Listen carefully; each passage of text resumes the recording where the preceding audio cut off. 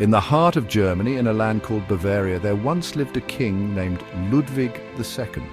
He was not like other kings who loved wars or politics. Ludwig loved art, music, and beautiful stories. He is often called the Mad King or the Fairy Tale King. This name came from his unique way of living.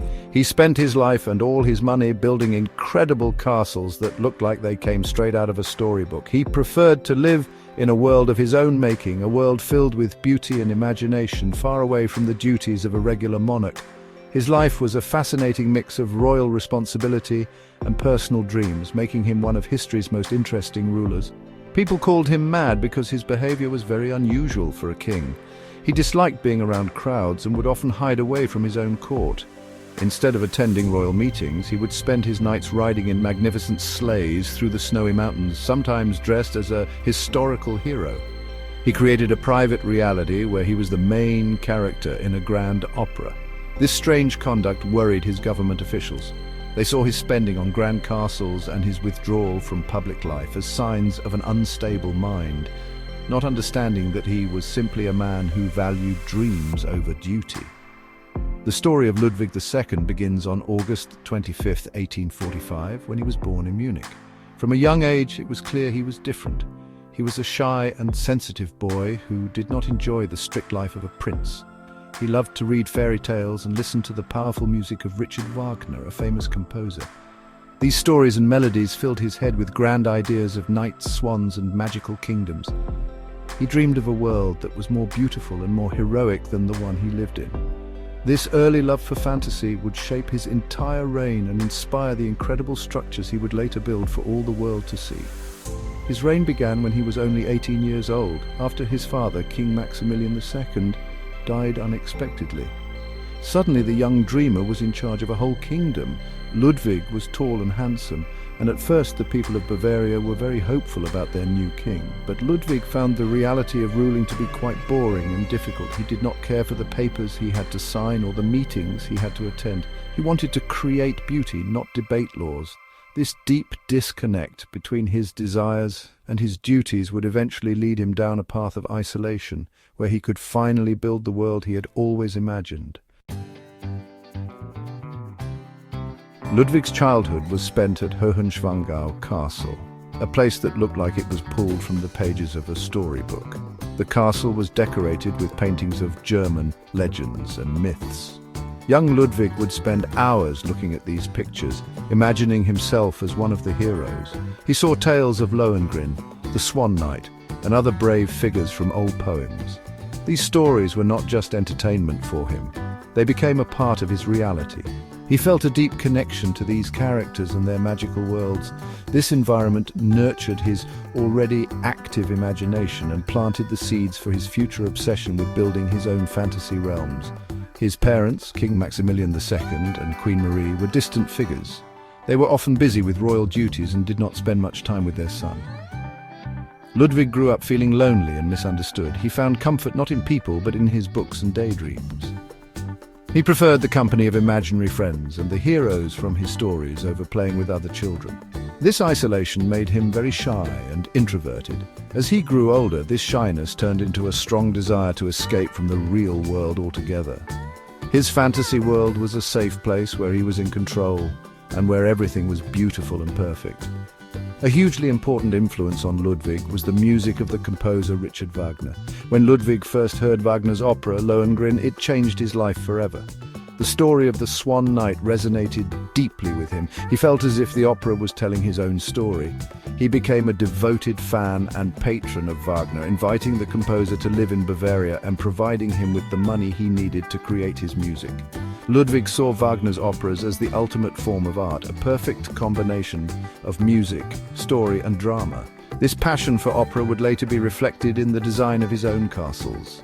This deep dive into fantasy had a profound effect on how Ludwig saw himself as a king. He did not want to be a modern ruler who dealt with politics and industry. Instead, he imagined himself as an absolute monarch from a bygone era, like King Louis XIV of France, the Sun King. He believed that a king's purpose was to be a patron of the arts and to create magnificent things that would inspire people. He wanted to live in a world where beauty and art were the most important values. This romantic view of kingship was completely out of step with the political realities of the 19th century, setting him on a collision course with his own government. King Ludwig II is most famous for the incredible castles he built. These were not fortresses for war, but were instead stages for his dreams. The most famous of all is Neuschwanstein Castle. Perched high on a rugged hill, it looks like a fairy tale castle come to life. Ludwig designed it as a tribute to Richard Wagner and his operas. Every room is decorated with scenes from the legends that inspired Wagner's music, especially the story of the Swan Knight. Ludwig did not build it for his court or for visitors. He built it as a private retreat where he could live inside his favorite stories. It was a place of solitude and imagination. Another of his incredible creations is Lindenhof Palace. This smaller, more intimate palace was inspired by the grand palaces of France, particularly Versailles. Ludwig deeply admired the French King Louis XIV and wanted to create his own version of a royal paradise. Lindenhof is filled with gold, mirrors and luxurious decorations. It has a famous wishing table that could be lowered into the kitchen below and then raised back up, fully set with food. This allowed the king to dine alone without even seeing his servants. The palace gardens are just as magical, featuring a man-made grotto with an underground lake where Ludwig would be rowed in a golden shell-shaped boat. The third great project was Herrenchiemsee Palace, built on an island in the middle of a large lake. This was Ludwig's ultimate tribute to King Louis XIV. It was designed to be a copy of the Palace of Versailles. Its Hall of Mirrors is even larger and more spectacular than the original in France. However, Ludwig's funds began to run out before it could be completed. He only lived in the palace for a few days before his death, and many of its rooms remain unfinished to this day. It stands as a monument to his boundless ambition and his desire to recreate the splendor of a past age, no matter the cost. Ludwig wanted these castles because he needed a physical space to live out his fantasies. The real world was disappointing to him, so he built a better one. He was not just building homes, he was building entire worlds. In these castles, he was not just the King of Bavaria, he was Lohengrin, the Swan Knight, or the Sun King. He poured all of his creative energy and the kingdom's money into these projects. For him, the castles were more real and far more important than the day-to-day business of ruling a country. They were his personal escape, magnificent stone and mortar testaments to a powerful imagination. As Ludwig grew older, his behavior became even more eccentric. He retreated further into his fantasy world, often blurring the lines between what was real and what was imaginary. There are many stories about him having conversations with ghosts or historical figures. He would set the dinner table for long-dead French royals like Louis XIV and Marie Antoinette and speak to them as if they were sitting right there with him. He would act out scenes from plays and operas, taking on different roles and speaking all the lines himself. For Ludwig, these imaginary companions were more interesting and agreeable than the living people in his court. These strange habits, combined with his massive spending, led his government to declare him insane. In 1886, a group of officials arrived at Neuschwanstein to remove him from power. A few days later, on June 13, 1886, Ludwig and his doctor went for a walk by a lake. They never returned. Later that night, their bodies were found in the shallow water. His death remains a mystery to this day. No one knows for sure if it was an accident, a suicide, or a murder. This mysterious end only added to the legend of the fairy tale king, a man who lived and died in a story of his own making. The people of Bavaria had mixed feelings about their king. Some saw him as a foolish spendthrift who was bankrupting the kingdom with his extravagant hobbies. They called him the Mad King and were happy when he was removed from power. However, many others, especially in the countryside where he built his castles, loved him.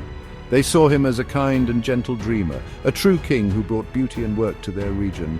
They did not see madness. They saw a man with a unique vision. They called him Unser Kini, which means our darling king in their local dialect.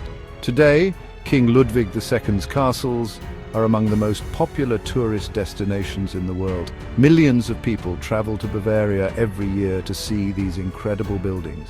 The very castles that were once seen as a sign of his madness have become a huge source of income for the region, repaying their cost many times over. People are captivated by the sheer beauty and fantasy of Neuschwanstein, Linderhof and Herrenchiemsee. They stand as a powerful reminder that sometimes the most beautiful things in the world are born from dreams. Ludwig's legacy is not one of madness, but of the enduring power of imagination.